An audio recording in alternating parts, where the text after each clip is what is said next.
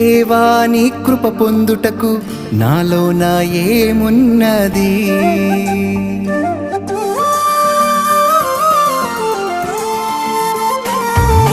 దేవా నీ కృప పొందుటకు నాలోన ఏమున్నది?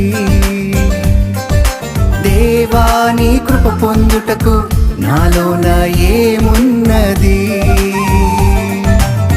మలినమైనది నా గతం, చేజారినది నా జీవితం.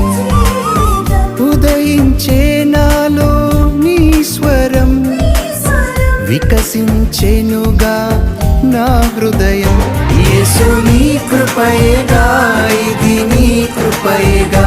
యేసు నీ కృపయేగా, ఇది నీ కృపయేగా. ఇది నీ కృపయేగా, వేరే లేదు